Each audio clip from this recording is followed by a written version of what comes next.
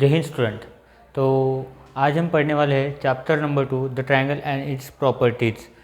ये लेसन में हमने पिछले वीडियो में प्रैक्टिस जोन 2 हमने कंप्लीट कर लिया था। उसके बाद जो टॉपिक है वो आज हम इस वीडियो में पढ़ने वाले। तो देखते हैं इसके बाद में क्या पढ़ना है हमें। तो ये जो अल्टीट्यूड ऑफ ए ट्रायंगल था ये हमने पढ़ लिया था।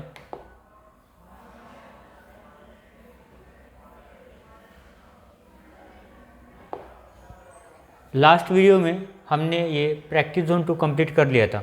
तो इस वीडियो में हम पढ़ने वाले इसके आगे का टॉपिक जिसका नाम है प्रॉपर्टीज ऑफ अ ट्रायंगल। यहाँ पे इसमें हमें पढ़ना है angle sum property, exterior angle property and triangle inequality property. तो ये तीन टॉपिक हमें प्रॉपर्टीज ऑफ अ ट्रायंगल इस वीडियो में पढ़ना है। इसके बाद के वीडियो में मैं आपको प्रैक्टिस जोन 3 पढ़ाने वाला हूँ।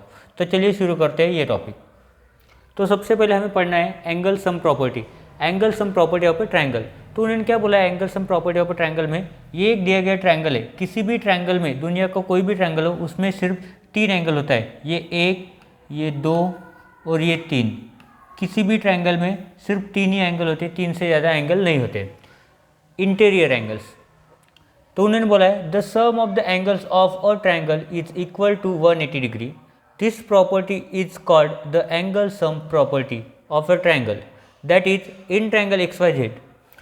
उन्होंने जो बोला है ये ट्रायंगल जो है XYZ, ये जो ट्रायंगल है इन ट्रायंगल XYZ, ये जो एंगल है X, ये वाला जो एंगल है हमारा X, ये जो हमारा एंगल है X प्लस ये एंगल Y प्लस ये angle Z, angle X plus angle Y plus angle Z is equal to कितना होगा 180 डिग्री।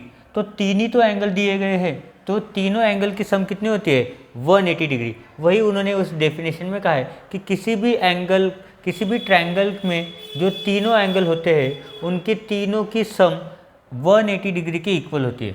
तो चलिए देखते हैं आगे वाली नेक्स्ट वाली प्रॉपर्टी। उसके बाद हमें बोला गया है रिमेंबर, मतलब याद रखना है the triangle can not have more than 1 obtuse angle. किसी भी ट्रायंगल में एक से ज़्यादा ऑब्ट्यूस एंगल नहीं हो सकता। If one angle of a triangle is obtuse, their other 2 angles will be acute। अगर एक ट्रायंगल में, अगर ऐसा एक ट्रायंगल है, इसमें अगर एक ट्रायंगल अगर ये ऑब्ट्यूस हो गया, एक एंगल जो है वो ऑब्ट्यूस हो गया, तो ये दूसरे दोनों एंगल क्या हो जाएंगे, ये दूसरे दोनों एंगल हो जाएंगे एक्यूट एंगल। दूसरे दोनों एंगल क्या होंगे, वो एक्यूट एंगल होंगे। उसके बाद a triangle can not have more than 1 right angle. तो एक ट्रायंगल में सिर्फ एक ही राइट एंगल होता है, दूसरा राइट एंगल नहीं होता है, एक ही राइट एंगल होता है। उसके बाद थर्ड पॉइंट में उन्होंने बोला है in a right triangle the other 2 angles are acute and their sum will be 90 degree. अगर एक ट्रायंगल में राइट एंगल होता है, राइट एंगल मतलब राइट एंगल ट्रायंगल में क्या होता है, अगर एक एंगल 90 डिग्री हो तो दूसरे दोनों एंगल मिला के कितना बनाता है 90 डिग्री फॉर्म करते हैं, 90 डिग्री फॉर्म करते हैं। उसके बाद है हमारा next topic exterior angle property. Exterior मतलब जो एक्सटीरियर रीजन में, ट्रायंगल के एक्सटीरियर रीजन में जो भी एंगल फॉर्म होते हैं उसको बोलते हैं एक्सटीरियर एंगल। तो जैसे कि अगर हम देखते हैं ये ट्रायंगल का क्या है इंटीरियर रीजन है, ये तीनों साइड के इंटीरियर साइड में जो है वो क्या है हमारा इंटीरियर, और ट्रायंगल के बाहर साइड का क्या है, इसे बोलते हैं एक्सटीरियर रीजन, एक्सटीरियर रीजन। तो ये एक्सटीरियर रीजन में जो भी एंगल फॉर्म होता है, जैसे एंगल फॉर्म हुआ है तो इसको क्या बोलते हैं एक्सटीरियर एंगल, जो कि ट्रायंगल के एक साइड्स को लेके फॉर्म हुआ है।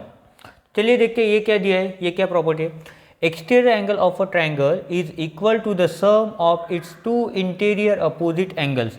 इसका मतलब क्या होता है, ये जो हमारा एक्सटीरियर एंगल है, एंगल ACD, ये जो हमारा एक्सटीरियर एंगल है ये किसके बराबर है, इसी के अपोजिट में, इसी के अपोजिट साइड पर जो ये 2 इंटीरियर एंगल्स फॉर्म हुए, 2 इंटीरियर एंगल, इनके सम के बराबर है। मतलब क्या होगा हमारा एंगल ACD, मैं यहाँ पे लिख के बताता हूँ, इन्होंने बताया angle ACD is equal to the angle CAB या फिर BAC, angle BAC plus angle ABC। मतलब ये दोनों अपोजिट इंटीरियर एंगल आ गए एक्सटीरियर के, मतलब इन दोनों का सम जो होता है वो किसके इक्वल होता है, एक्सटीरियर एंगल के बराबर होता है।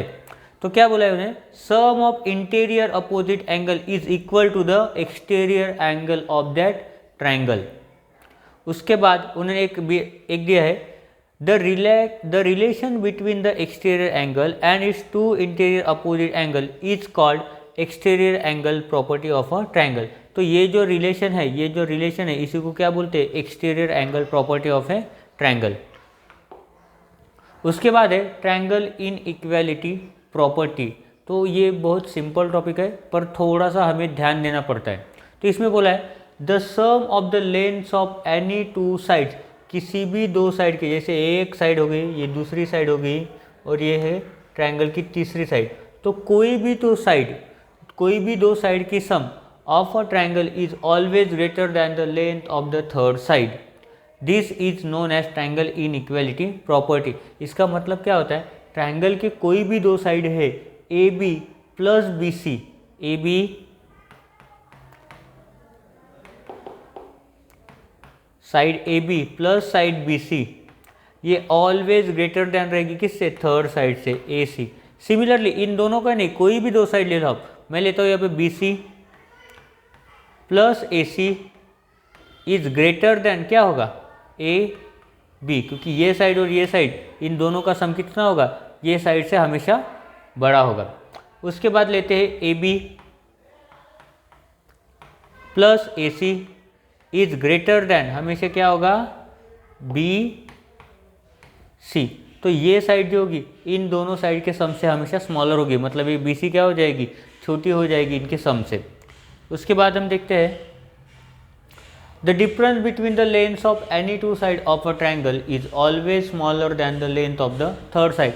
तो उसी का उल्टा कर दो, अगर ये तीन साइड है, ये दूसरी साइड, ये पहली साइड और ये तीसरी साइड, ये तीनों साइड जो है ट्राइंगल की तीनों साइड में क्या होता है, अगर देखो difference of side 3 and side 1 is smaller than the third side. मतलब क्या बोला है, A B minus B c किससे छोटी होगी, हमेशा ए सी से क्या होगी, छोटी होगी। मतलब क्या होगा, smaller than A B minus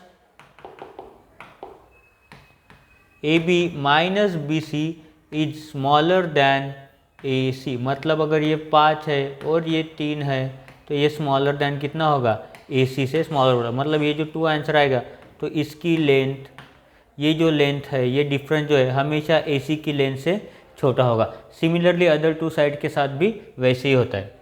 इसके बाद देखते हैं हम, इसके बाद कुछ नहीं है, एग्जाम्पल्स। तो एग्जाम्पल्स जो पढ़ना है हमें वो हम नेक्स्ट वीडियो में पढ़ेंगे। तो प्रिपेयर रहिए नेक्स्ट वीडियो के लिए एंड थैंक यू।